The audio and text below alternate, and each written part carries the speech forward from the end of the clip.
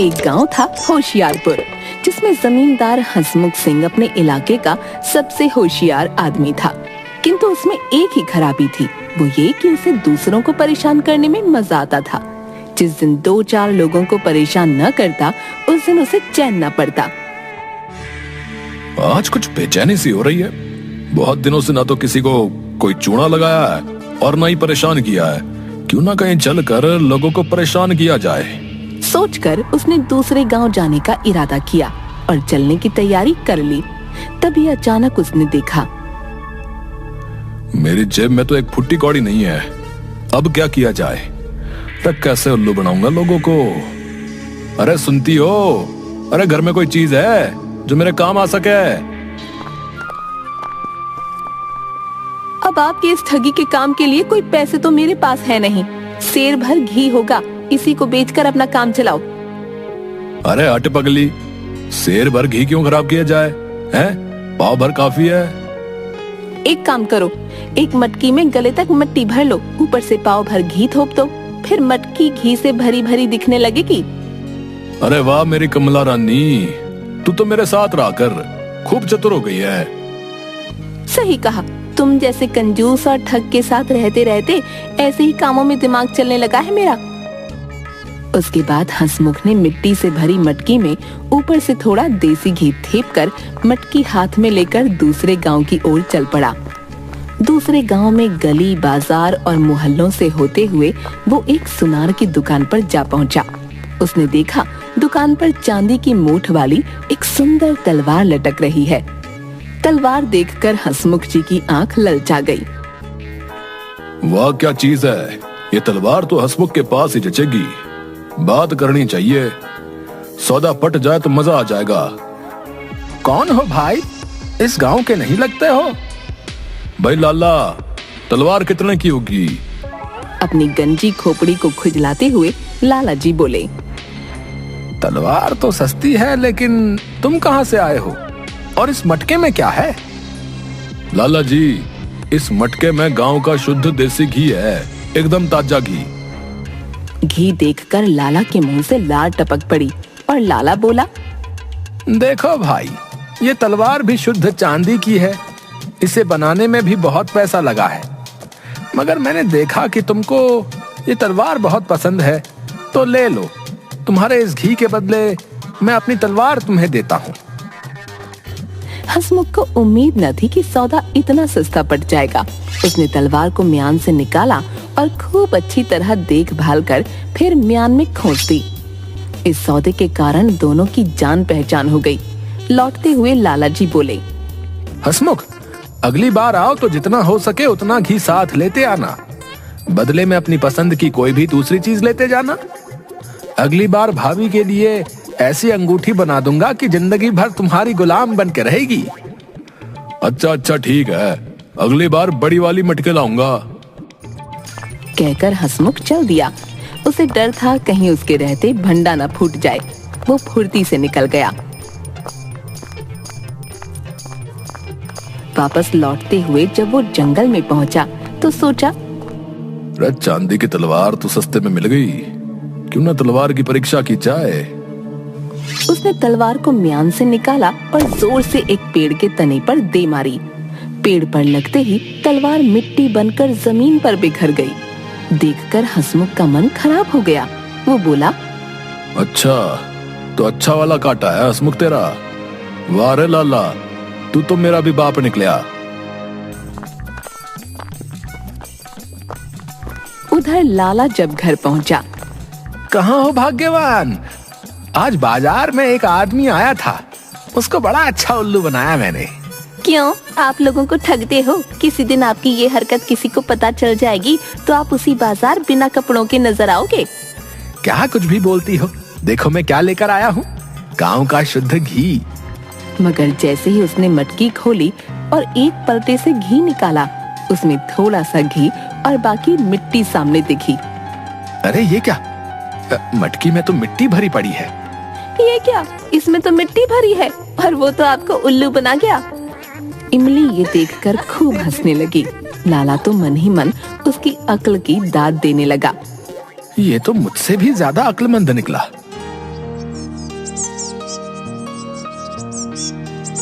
कई दिन बीत गए। एक दिन हंसमुख ने सोचा, कई दिन हो गए, लाला के पास चलना चाहिए। लाला से समझदार और कोई नहीं हो सकता। उसने उल्लू बनाया था मुन्ने, सबक तो सिखाना बनता है। उसने अपनी लाठी चादर उठा ली और गांव जा पहुंचा।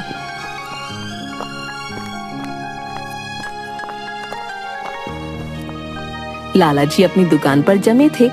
हंसमुख को देखते ही उठकर स्वागत किया। अरे आओ आओ हंसमुख भाई, कहो हंसमुख जी, तलवार कैसी लगी आपको? लाला जी, चीज तो लाजवाब थी, बहुत उम्दा चीज रखते हो, लेकिन घी में भी खूब स्वाद आया होगा।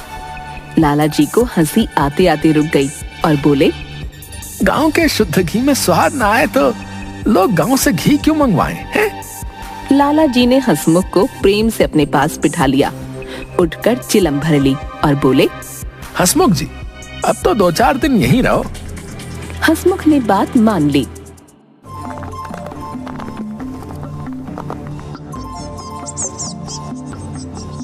शाम को खूब चकाचक भोजन बना। खाने के लिए दोनों अलग अलग आसनों पर बैठे। 2 थाल सामने आए। लाला जी ने सोने के थाल में खाना लगाकर हंसमुख के आगे रखा और स्वयं चांदी की थाल ले ली। लाला जी, आपने आज दिल खुश कर दिया। आप तो खाना भी सोने की थाली में देते हो। लाला ने मन में सोचा, क्यों, सोना देखकर तो तुम्हारे मुंह में पानी आ गया होगा। अरे अरे हंसमुख, मैं तो मेहमान नवाजी कर रहा हूँ। सोने की थाल देखते ही हंसमुख खाना पीना भूल गया। सोचने लगा, खाना तो अपनी जगह, किसी तरह ये सोने का थाल हाथ लग जाए। खाना खत्म हुआ तो आंगन में दोनों की खाटें बराबर बराबर लगा दी गईं। थोड़ी देर बाद लाला जी को नींद आ गई। जब वे खर्राटे भरने लगे, थाल निकाल कर उसे एक कीचड़ वाले तालाब में दबाता हूँ। हंसमुख उठा और चुपके से थाल लेकर तालाब के कीचड़ में दबा आया।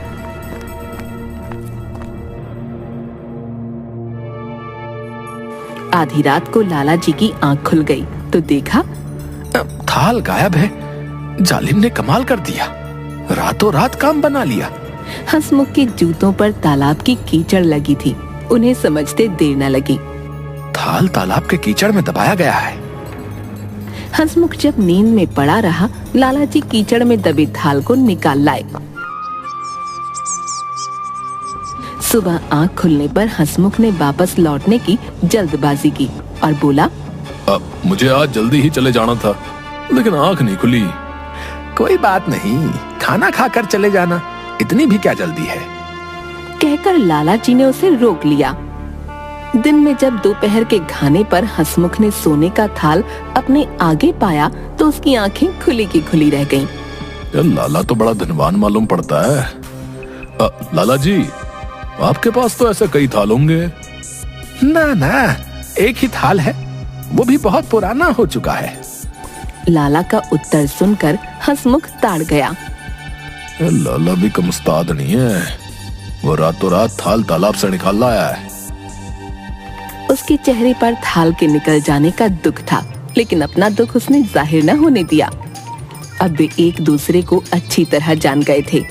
थोड़ी देर बाद लाला जी हंसमुख से बोले, हंसमुख, भलाई इसी में है कि हम आपस में मिलकर काम करें। कहीं परदेश चले जाएंगे तो कुछ कमा ही लेंगे। तुम्हारी और हमारी अक्ल भी एक जैसी है, इसलिए हम बड़े बड़े काम आसानी से कर सकते हैं। सोच विचार कर हंसमुख बोला, जी मंजूर है। हम लोग कहीं दूर देश चलें, जहाँ कोई हमें ना जानता हो। बात पक्की हो गई और अगले ही दिन दोनों परदेश के लिए निकल पड़े।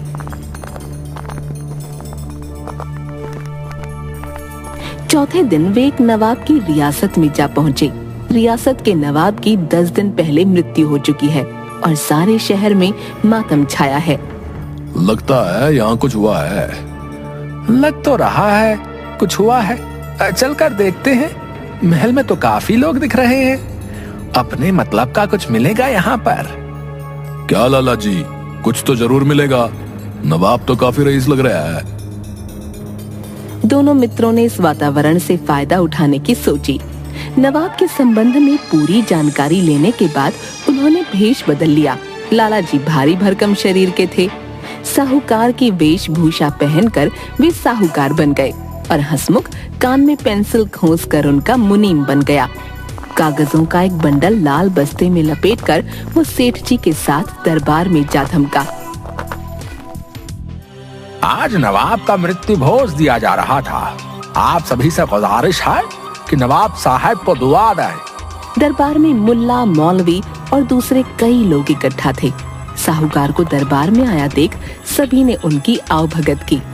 कुछ देर शांति से बैठने के बाद मुनीम जी ने बड़े मौलवी से पूछा, नवाब साहब कहीं बाहर गए हैं क्या? मुनीम की बात सुनकर मौलवी उदास होकर बोला, मुनीम जी, नवाब साहब तो खुदा को प्यारे हो गए। आज उनका मृत्यु भोज दिया जा रहा है। मौलवी की बात सुनकर उन दोनों ने ऐसी सूरत बना ली मानो उनका कुछ छीन लिया गया हो। साहूकार तो बेहोश ही हो गए। उसकी ये दशा देखकर दरबार में खलबली मच गई। तभी नवाब का बड़ा लड़का वहां आ पहुंचा। मुनीम ने बताया, अरे 10 वर्ष पहले नवाब साहब ने सेठ जी से 10,000 रुपए लिए थे। दोस्ती के नाते लिखा पढ़ी कुछ नहीं की थी, इसलिए सेठ जी बेहोश हो गए हैं। सुनकर दरबारियों को आश्चर्य हुआ। ठंडा पानी मंगाकर सेठ जी के सिर पर डाला गया। उन्हें होश में लाने की कोशिश की गई। होश में आकर जोर से चिल्लाए, नवाब साहब, मेरे 10,000 रुपए। हाय 10,000, यहाँ नहीं तो जन्नत में आकर तुमसे ले लूंगा। कहकर वे फिर बेहोश हो गए। देखकर मौलवियों ने सोचा, ये बनिया कहीं पैसे के पीछे जान दे दे, अगर मर गया तो आफत खड़ी हो जाएगी। नवाब साहब का लड़का भी घबरा गया।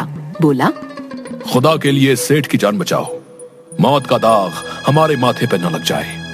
मैं अभी सारी रकम चुकता कर दूंगा। सेठ को होश में लाया गया। पूछा, सेठ जी, आपके पास कोई सबूत है कि मेरे वालिद ने आपसे 10,000 रुपए लिए थे? लड़के की बात सुनकर सेठ बोला, सबूत तो कोई नहीं, किंतु यदि मैं सच्चा हूँ तो नवाब साहब की कब्र पर चलो। नवाब साहब खुद बोलेंगे कि रुपए लिए हैं या नहीं। सबने सेठ की बात मान ली। तय हुआ कि आज रात को ही कब्र पर चला जाए। वहां से चले जाने पर सेठ और मुनीम दोनों ने मशवरा किया। सेठ बोला, अंधेरा होने के पहले ही तुम कब्र में घुस बैठो, डरना मत। नवाब का लड़का जब नवाब से पूछे तब ठीक ठाक जवाब देना। अरे मियाँ, घबराते क्यों हो? बेफिक्र रहो, लेकिन बरखुरदार, कहीं रुपया लेकर चंपत ना हो जाना। ऐसा ना हो कि मैं कब्र में ही पड़ा रहूं और तुम भाग लो। बात पक्की हो गई। आधी रात के समय नवाब की मजार पर सारे शहर के लोग इकट्ठा हो गए। कब्र के किनारे एक तरफ सेठ जी खड़े थे, दूसरे किनारे नवाब के साहबजादे आकर खड़े हो गए। कब्र पर झुककर साहबजादे ने पूछा, अबू जान, ये साहूकार बोल रहा है कि आपने इससे 10,000 रुपए उधार लिए थे। हाँ बेटे, कुछ वर्ष पहले सेठ जी ने मेरी मदद की थी। तुम उन्हें 10 के बजाय 15,000 रुपए दे दो। उनका एहसान मैं आज भी नहीं भूल सकता। सुनकर लोग सन्नाटे में आ गए। सेठ जी सच्चे साबित हो चुके थे। जल्द ही 15,000 की थैली सेठ जी को सौंप दी गई। 15,000 लेकर सेठ जी के कदम जमीन पर नहीं पड़ते थे। मन में स्वार्थ तो भरा ही था। अब कौन जाकर जमींदार को कब्र से निकाले हैं? किसी ने देख लिया तो सारी रकम जाएगी और ऊपर से जूते पड़ेंगे सो अलग। सब लोग चले जाएं तब निकलूंगा। आवाज तो किसी की नहीं आ रही है बाहर। थोड़ी दूर जाने के बाद लाला को लगा, अगर हंसमुख निकल आया तो मुझसे आधा हिस्सा मांगेगा। मुझे इसका कुछ करना पड़ेगा। वापस आकर लाला जी हंसमुख से पूछता है, और भाई हंसमुख, कैसे हो? अंदर सब ठीक है कि नहीं? लाला जी, बाहर बैठे क्या बात कर रहे हो? अंदर आ जाओ तुम भी, अपने आप पता चल जाएगा। जल्दी बाहर निकालो। लाला जी ने सोचा, ये पत्थर मैं कब्र पर रख देता हूँ, ना तो ये बाहर आएगा और ना हिस्सा जाएगा। हंसमुख किसी तरह स्वयं निकल आए तो ठीक है, ना निकला तो वहीं उसका राम नाम सत हो जाएगा। हंसमुख अंदर चिल्लाता हुआ बोला। अरे निकाल दे मुझे लाला, नहीं तो अच्छा नहीं होगा लाला। सेठ बगल में गठरी दबाए तेजी से अपने घर की ओर चल पड़ा। हंसमुख कब्र में लेटे लेटे अपने किए पर पछतावा कर रहा था और सोच रहा था कि मैंने अब तक कितने गलत काम किए, और अंत में अपनी पूरी ताकत लगाकर वो कब्र से बाहर आ निकला। लाला तू तो क्या रे,